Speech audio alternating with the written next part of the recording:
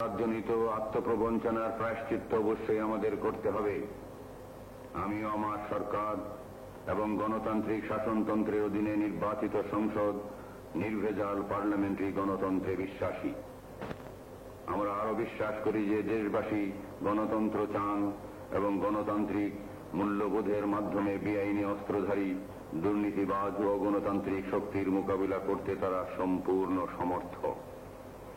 আমরা মনে করি ধৈর্য, নিষ্ঠা ও পরমতে সহিষ্ণুতা এবং বিশ্বজনীন মূল্য ও মর্যাদাবোধের ভিত্তিতে সুখী, সমৃদ্ধ, কলুষমুক্ত ও গণতান্ত্রিক সমাজ ব্যবস্থা কায়েম করা সম্ভব। তাই আজ লাইলাতুল কদরের পরম পবিত্র রাতে করুণাময় আল্লাহ তাআলার অপার অনুগ্রহ ও দেশবাসীর শুভেচ্ছার উপর নির্ভর করে তাদের হৃত গণতান্ত্রিক অধিকার আমি ফিরিয়ে দেওয়ার সিদ্ধান্ত ঘোষণা করছি। এই সিদ্ধান্ত মোতাবেক 1976 সালের 15ই আগস্ট থেকে রাজনৈতিক তৎপরতা ও কাজকর্মের উপর থেকে নিষেধাজ্ঞা প্রত্যাহারিত হবে এবং 1977 সালের 28শে ফেব্রুয়ারি সোমবার প্রাপ্তবয়স্কদের বিশ্বজনীন ভোটাধিকারের ভিত্তিতে সার্বভৌম পার্লামেন্ট গঠন ও পার্লামেন্টারি পদ্ধতির সরকার কায়েমের জন্য দেশব্যাপী জাতীয় নির্বাচন ইনশাআল্লাহ অনুষ্ঠিত হবে।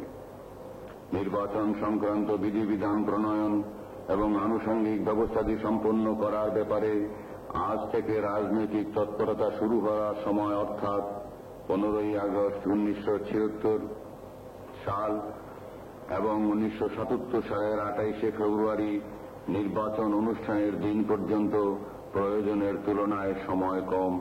এতৎসত্ত্বেও আমরা এই জাতীয় কর্তব্য সম্পাদনের দায়িত্ব গ্রহণ করেছি। দেশে গণতান্ত্রিক পারিপার্শ্বিকতা সৃষ্টির জন্য এখন থেকে শুধুমাত্র রাজনৈতিক কারণে আটক বন্দীকে বিনা শর্তে আমরা মুক্তি দেওয়ার সিদ্ধান্ত নিয়েছি। দেশবাসী জেনে খুশি হবেন যে শুধুমাত্র রাজনৈতিক মতবাদের কারণে রাজনৈতিক নেতৃবৃন্দের বিরুদ্ধে হুলিয়া বা গ্রেফতারি পরোয়ানা জারি নাই। সুনির্দিষ্ট অভিযোগের ভিত্তিতে গ্রেফতারকৃত রাজনৈতিক নেতা বা কর্মীদের বিরুদ্ধে আনীত অভিযোগ সমূহের সত্যাসত্য যাচাই করার জন্য একটি উচ্চ পর্যায়ের বাছাই কমিটি গঠন করা হয়েছে। আনীত অভিযোগ অসত্য বা ভিত্তিহীন বলে প্রতিপন্ন হলে সংশ্লিষ্ট আটক ব্যক্তিদের সসম্মানে মুক্তি দেওয়া হবে। গণতান্ত্রিক মূল্যবোধে বিশ্বাসী বিধায় আমরা বিচার বিভাগকে তার নিজস্ব সম্মানজনক আসনে পুনঃপ্রতিষ্ঠিত করতে চাই। একই কারণে সংবাদপত্রের স্বাধীনতা ও দায়িত্বশীল সাংবাদিকতায় বিশ্বাসী। সংবাদপত্রের স্বাধীনতা বা মালিকানা হরণে আমরা বিশ্বাস করি না, কিন্তু উত্তরাধিকার সূত্রে 3টি দৈনিক সংবাদপত্রের দায়িত্ব সরকারের উপর বর্তিয়েছে। আমরা মনে করি সরকারি মালিকানায় সংবাদপত্রের পূর্ণ স্বাধীনতা থাকা সম্ভব নয়। এই সংবাদপত্র 3টিকে সরকারের নিয়ন্ত্রণ থেকে মুক্তি দেওয়ার জন্য আমরা সক্রিয় কর্মপন্থা গ্রহণ করার সিদ্ধান্ত নিয়েছি। তবে আমরা সমস্যা সমাধানের নামে আরও অব্যবস্থা চালু করার পক্ষপাতী আমরা নই। দেশবাসীর হৃত অধিকার সমূহ পুনরুদ্ধার প্রসঙ্গে আমাদের অবশ্যই মনে রাখতে হবে যে অধিকার আমাদের ছিল এবং অধিকার আমরা হারিয়েছিলাম।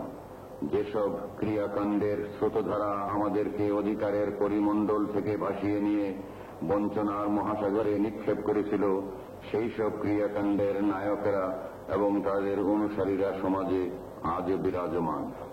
তারা সুযোগের অপেক্ষায় আছে এবং তারা ক্লিবের পূজারী।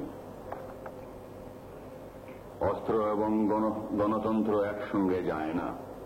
সুযোগ দেওয়া সত্ত্বেও যারা বেআইনি অস্ত্র সমর্পণ না করে ধারণ করে আছে তারা নিঃসন্দেহে গণতান্ত্রিক নন।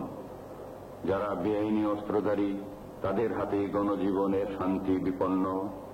তাদের কারণে মানুষ শান্তিতে ঘুমাতে পারে না এবং তাদের দ্বারাই মা বোনের ইজ্জত বিনষ্ট হয়। বেআইনি অস্ত্রধারীরাই স্বার্থবাদী বাংলাদেশ বিরোধী শক্তির ক্রীড়নক হয় এবং রাজনীতির নামে দেশ ও দশের স্বার্থের বিরুদ্ধে বিকারগ্রস্তের মতো অশুভ তৎপরতা চালায়। এরাই পার পছন্দ না হওয়ার কারণে কাপড় পরে না এবং বিড়ি ধরনের জন্য ঘর জ্বালায়। গণতন্ত্র ফিরিয়ে দিলেই গণতন্ত্র আসে না। গণতন্ত্র আসার পথের সব কাঁটা তুলে ফেলে দেয়ার দায়িত্ব জনগণ ও সরকারের। কিন্তু গণতন্ত্র কায়েম রাখতে হবে গণমানুষেরই সার্বিক প্রয়াস ও প্রচেষ্টার মাধ্যমে। আমাদের সামাজিক ও রাষ্ট্রীয় ব্যবস্থাপনায় স্বাধীনতা উত্তরকালে মূল্যবোধ ও মনুষ্যত্ববোধের ক্ষেত্রে যে বিরাট ধস নেমেছে, ইন্দ্রজালের মধ্যে তাকে মেরামত করা যাবে না। অথচ তা মেরামত না করলেও আমাদের চলবে না। এই ধসের বিভীষিকা থেকে অবশ্যই আমাদের দ্রুত বেরিয়ে আসতে হবে এবং বেরিয়ে আসার একটাই পূর্ব শর্ত, সে হচ্ছে নিখাদ নির্ভেজাল চরিত্র। চরিত্রবান ব্যক্তি ও ব্যক্তিত্বই সবচাইতে শক্তিশালী। জাতীয় ভিত্তিতে এই শক্তিকেই আমাদের আবাহন করতে হবে এবং বিভিন্ন স্তরে অটুটভাবে এই শক্তিকে প্রতিষ্ঠিত করতে হবে।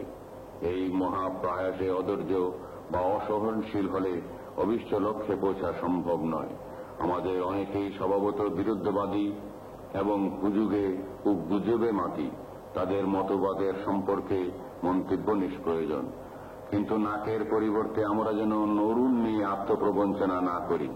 আমরা যেন নিজের নাক কেটে পরের যাত্রা ভঙ্গ করার মতো সর্বনাশা খেলায় আর মেতে না উঠি। সুযোগকে বিনষ্ট করার শক্তিসমূহ সুসংগঠিত। অপরদিকে সুযোগ গ্রহণকারীরা সাধারণত নিষ্ক্রিয়, শান্তিবাদী এবং উদাসীন। প্রচলিত এই ব্যবস্থার আশু অবসান হওয়া উচিত।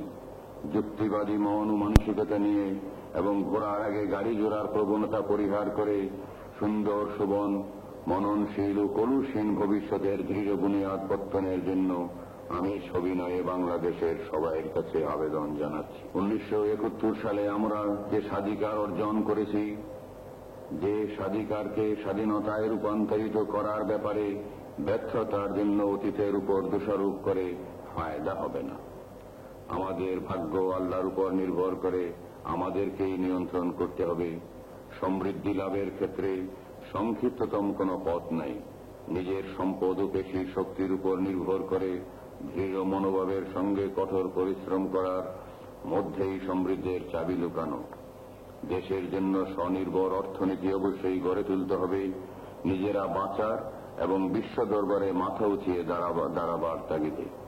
দেশের স্বাধীনতা এবং সার্বভৌমত্বকে যেমন প্রতিজন নাগরিককে প্রতিরক্ষা করতে হবে নিজ দায়িত্ব ও প্রাণপণে, ঠিক তেমনি স্বাধীনতাকে অর্থবহ করার জন্যই আমাদেরকে স্বনির্ভর হতে হবে। বাংলার মাটি থেকেই আমাদের ফসল ফলাতে হবে। বাংলার শ্রমিকের পেশিতে ও মনে অদম্য শক্তি আছে। শক্তি আর অপব্যবহার না করে সেই শক্তিকে আরো অধিক উৎপাদনের কাজে ব্যবহার করতে হবে। আমরা অনেক ধ্বংস করেছি, আর নয়। আসুন সবাই ধ্বংস থেকে ক্ষান্ত হই এবং গড়বার কাজে নিয়োজিত হই। আসুন সবাই বাসযোগ্য একটা দেশ গড়ে তোলার জন্য কর্মের মাধ্যমে জাতীয় ঐক্য গড়ে তুলি। এই পবিত্র রাতে আমাদের সকলের প্রার্থনা, উদয়ের পথে আমাদের যাত্রা হোক শুভ। তমসাচ্ছন্ন রাত্রি শেষে উদয় গগনে যে নবীন সূর্য উঠেছে, সে সূর্যর কিরণে অবগাহন করে পাপ পঙ্কিল জরাজীর্ণ আমাদের এই দেশটি নিষ্পাপ প্রাণবন্ত জীবনের জনপদ হয়ে প্রতিষ্ঠিত হোক বিশ্ব দরবারে। অচিরেই আকাশে এক ফালি চাঁদ উঠবে। আমাদের জীবনের সর্বপ্রকার দুঃখ, দৈন্য ও ক্লেশ সত্ত্বেও এই চাঁদ ঘরে ঘরে আনন্দ ও খুশির সওগাত বহন করে আনবে। পবিত্র ঈদের এই আনন্দের দিনকে উপলক্ষ করে দেশবাসী সকলের প্রতি আমি আমার আন্তরিক ঈদ মোবারক জানাচ্ছি। আমার প্রিয় দেশবাসী ভাই ও বোনেরা, আপনাদের দ্বারা নির্বাচিত সরকারের হাতে ভবিষ্যতের দায় দায়িত্ব তুলে দেওয়ার প্রতীক্ষায় আমি সত্যনিষ্ঠ হয়ে অপেক্ষা করছি। পরম করুণাময় আল্লাহ তাআলা আমাদের সকলের সহায় হন। খোদা হাফেজ। বাংলাদেশ জিন্দাবাদ।